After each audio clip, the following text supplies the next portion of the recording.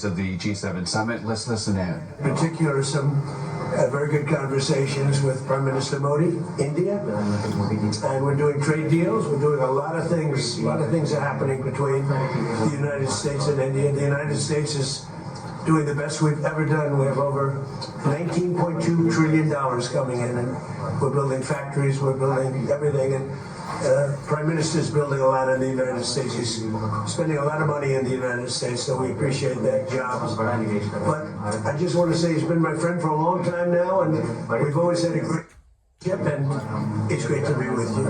Thank you very much. Great to be with you. Thank you. राष्ट्रपति जी, आपसे मिलकर के बहुत खुशी हो रही है और पिछले वर्ष हम वाशिंगटन में मिले थे। उसके बाद हमारे संबंधों में एक नई गति आई है, नई ऊर्जा आई है और कई विषयों में हम बहुत मिल करके आगे चल रहे हैं। Mr. President, it's a pleasure to meet you here in Avia. We had an extremely productive meeting in Washington last year, and since then we have given new speed and new energy to our relations, and we are working together on a number of areas. और हमारे लिए खुशी की बात है कि हमारी दोनों टीमें भी मिलजुल करके हमने जो टारगेट तय किए उसको पूरा करने के लिए भरपूर प्रयास कर रहे हैं और हम बहुत तेजी से आगे बढ़ रहे हैं। And we're also happy that our teams have also been working in close coordination and engagement, and they've been working towards achievement of the targets that we had set for ourselves last year.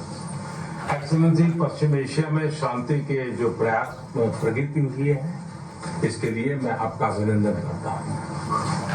Mr. President, I commend you for your leadership on the progress that has been made in the efforts to restore peace in West Asia. आपके इन प्रयासों के कारण पश्चिम Asia में शांति की एक नई किरण नजर आ रही है और हम आशा करते हैं कि चिरस्थायी शांति बनेगी। Thanks to your efforts, Mr. President, new hope for peace and stability in the region has been rekindled, and I'm confident that this will lead to a long-standing peace in the region. Excellency, आप और हम सभी इस बात से सहमत हैं कि हॉर्मुज का खुला रहना एक वैश्विक अर्थव्यवस्था के लिए बहुत ही अनिवार्य है।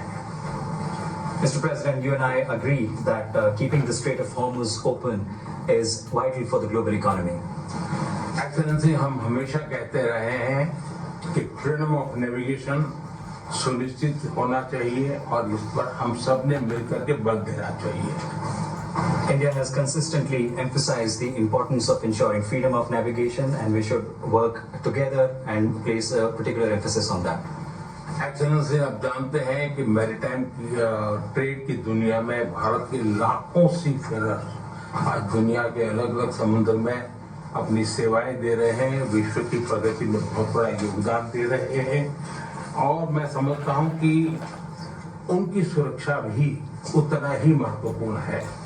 Mr. President, you are aware across the world, Indian seafarers in hundreds of thousands are working and they're performing their duties across global maritime trade routes, including the Strait of Hormuz, and their safety is of utmost importance to us.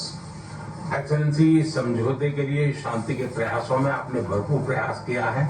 मुझे पूरा विश्वास है कि समझौते में seafarer की सुरक्षा भी सुनिश्चित होगी और उसको प्राथमिकता मिलेगी। Mr. President, you made tremendous efforts towards reaching this understanding and this agreement, and I'm confident that the issue of seafarers will receive the highest priority during the implementation of this agreement.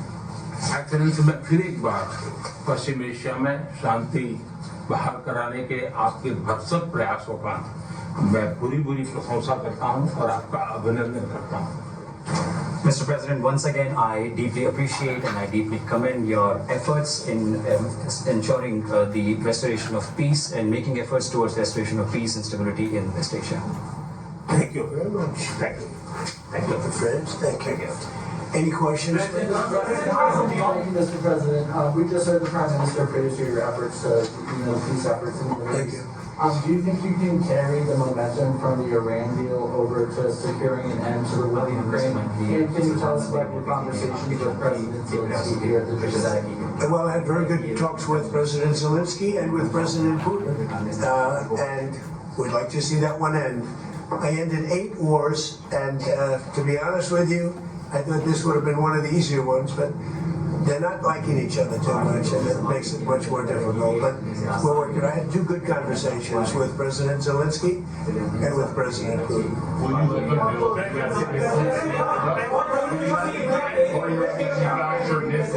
American missiles. They would like to be able to do that. We'll take a look at it. They have asked about it. Steve. How close are you to a U.S.-India trade deal? Very close. We've been there for a little while, and he's a very tough negotiator. He's one of the toughest, actually. So you look at this man. I'll give you a lesson. He's the most beautiful-looking man. He looks so nice. He's like an angel. But actually, he's as tough as he's a killer. I don't want to. He's a killer. He's as tough as they come. But he looks so good. So he gets you by surprise. There's few people like this. People say he's such a nice man. I said no, he's very tough. He's a tough trader, and he loves the Indian people, but he also loves the USA. We had Howdy Modi in Houston, remember? And India was full. Right, remember? That was great. And we'll be going to India sometime in the future. President Trump, when will you go to India and how do you see Quad as well? This is a grouping that was started under your first term, and this is a grouping that all the four countries are looking forward to. Well, we had a great visit last time in India. We opened up that new stadium, and I think there were 300,000-400,000 people. It seated like about 150,000, and there were 250,000 outside, and there were 100,000 on the grass. That was, I don't know if that record's ever been broken, but I had a great time in India. Do you expect India to play any role in West Asia? Do you expect India to play any role in West Asia? Yeah, I do. I think India plays a big role in everything. As long as he's the leader, India's going to play a big role. That India has a great friend in the United States, in Washington, D.C., in White House, till the time you are president. But some of your decisions recently caused trouble, concern in India. How would you like to assure people of India? Well, I said, as long as I'm president, we have a great, they have a great friend in the White House. And I don't know where there might have been trouble, but I don't think so. I can tell you, everyone here, they love India. They have tremendous respect for this man. Tremendous.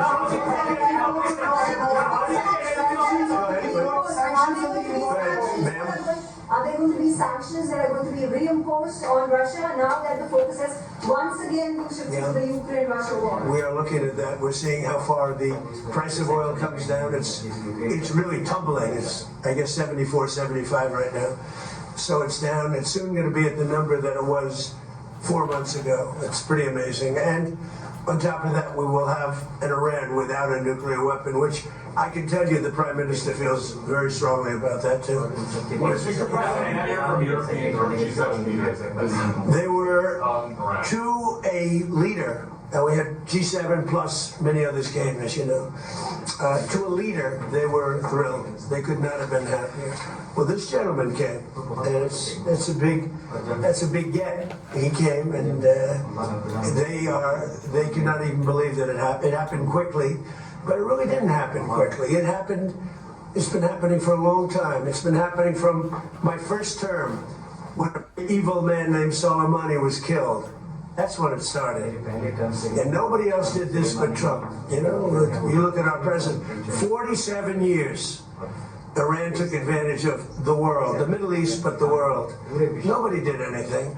The Obama deal was one of the dumbest deals I've ever seen. It was a road to a nuclear weapon. My deal is a wall to a nuclear. You're not going to have it. It's a wall to a nuclear weapon. Minesweepers? Do you want the Europeans to send minesweeper boats? Did you not? We don't need them, but if they want to send them, I think it's good. Has anyone committed to? Yes, all of them. All of them. The ones that have that kind of equipment have. But every one of them have committed to being involved in something. And at this point, do you feel that Vladimir Putin is more responsible for the ongoing conflict in Ukraine? Well, I don't want to comment on that because I'm trying to get it settled, and that doesn't make it easy. Mr. President, you're on the cusp of making history with the possible peace in the Iran conflict. I like this guy. You know who that? Your reporters are much nicer than my reporters. Go ahead. But there is also a tragic loss of lives of Indian sailors recently, sir, in American strikes. Any words of condolences for the grieving families? Yeah, I do. I heard about that. It's a rough profession. There's no question about it. And we work together on it. This has been happening throughout time. But we work together on it, yeah, certainly. We love all of those people. They're great people. How long do you expect Bill Pulte to be acting DNI? Well, as long as it takes to get everybody else approved. I mean, they were doing a rush act, and we didn't get anything for it. Look, he's a very legitimate guy. He's very smart. He's a brilliant guy. Look at the job he did at Fannie Mae, Freddie Mac. I mean, it's worth probably $1 trillion right now. So we put him there, but all of a sudden it was like a rush act by the Democrats. And they said they were going to approve FISA. And I said, but we want FISA approved, but we want the Save America Act approved. Voter ID, proof of citizenship, no mail-in ballots, with exceptions, like for the military, you're sick, you're traveling, disabled. Very, open and generous. We also want no men playing in women's sports, and we want no transgender mutilization of our children. And then those are 5 things that are 99% that's all we want. And it's not a lot. The Save America Act. And that can be passed any way they want to pass it, but I'm not going to sign FISA unless it's done. And this was like a rush act. And it was a rush act by the Democrats. All of a sudden they want to get... And why are they afraid of this guy? I mean, they're so afraid of him. They'll do anything not to have Pulte go in there. He's a very capable guy, and they're worried about that. Mr. President, Yes, ma'am, please. You said the deal, the Iran deal, the text is still being finalized. How confident are you that this Friday signing will happen? You talking about this one on the deal? Deals are amazing. I've done them all my life. I've gone into deals that were 100% and they don't happen. I've gone into deals that there was no chance of getting them done, and it happens, and they happen easily. So you never know with deals, do you? But you're going to find out pretty soon. I think it'll be done. They want to sign. They want to get back to a normal life. We hit them very hard. Don't forget, people talk about when this started. This didn't start 3-4 months ago. This started years ago when I took out Soleimani. That was a big event. There are those that say it was the biggest event in the Middle East in 50 years. So we took him out, and they became a much different country.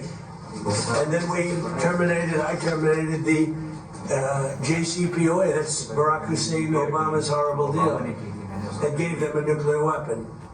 And I terminated it, and I stopped it. And then I stopped it a second time with the B-2 bombers. And these are all major events in the history of the world, in my opinion, because it prevented them from having a nuclear weapon. And now we're going to do it again, and we're going to see how it works out. So this is a memorandum of understanding, but it's a very strong one. This isn't just like a 2-paragraph. This is a long, pretty detailed memorandum that goes into a regular contract. I would think they would do it. If they don't, then that's okay. We'll have to start the process again. And we don't lose. We have the greatest military in the world. We have the greatest blockade. The naval blockade was 100% effective. And again, they have no Navy, they have no Air Force, all bombed out. I don't want to say the leaders, but first level of leader, gone. Second level of leaders, gone. Some of the third level of leaders, gone. And they want to make a deal. They are so ready to make a deal. You know what? President Trump said the defense relationship between India and the United States. Sorry, I'm speaking, I won't. That's okay. Can you speak to the defense relationship between India and the United States? I think it's a great relationship. I can tell you this, without having a contract, we don't have a contract. You have to write contract. But if they were attacked, we would be there to help them. How is that? Is that a good statement? Okay, come here, man. If anybody attacks that man, we're going to be there. Now, if there's a new leader, I'm not sure about it. If there's a new leader, I don't know about that. But if they're attacked and he's the leader, we're going to be there to help. And we have, and I will you to visit I will India. say this, and everybody says it. I had a great meeting 3 weeks ago with President Xi of China.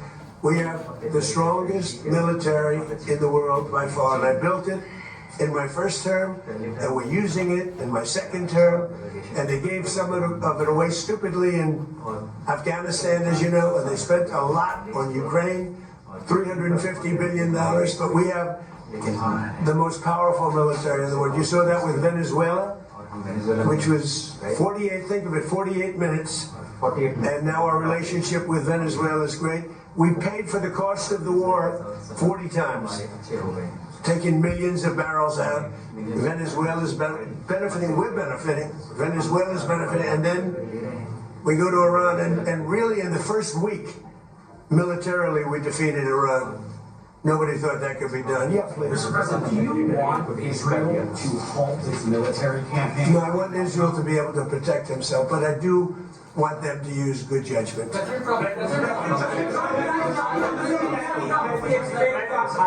skilled Indian professionals will be getting more opportunities in the United States under your presidency. What does that mean?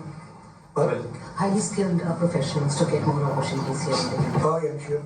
I mean, always. Yeah. We've always had tremendous relationships in terms of employment with India. Very talented people.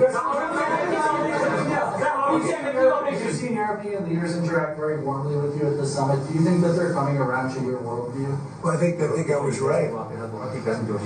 I'm sort of always right. You know, when you get right down to it, I think they think I was right. They feel good. Now all of a sudden they all want to be involved. There's no reason to have them because it's pretty much over. But they all want to be involved. He'd be involved if I wanted, but we don't want to waste his time. There's people. No, the European leaders. The meeting we had today was just the leaders. I don't even say the European. The leaders that we had met with. In addition to the 7, we had quite a few come in. They all were willing to get involved. Thank you. We had a great meeting on AI. We had all the top people here, and it was a great meeting. And as you know, we're building tremendous numbers of plants, but AI, we're building the biggest in the world. We're number 1 in AI by a lot, and it was a very productive. The negotiations with that process. He was here, going fine. I think it's going. How is your energy cooperation? India is diversifying, buying more energy from across the world, including United States. I'm Siddharth from beyond. How do you see India buying energy from you? India can do anything they want with us. We have the best relationship. We cannot be closer than we are. Would you say that, sir? I don't think we can be any closer. Both him and I and our nations, but it really starts with the 2 of us. We cannot be closer. Thank you very much.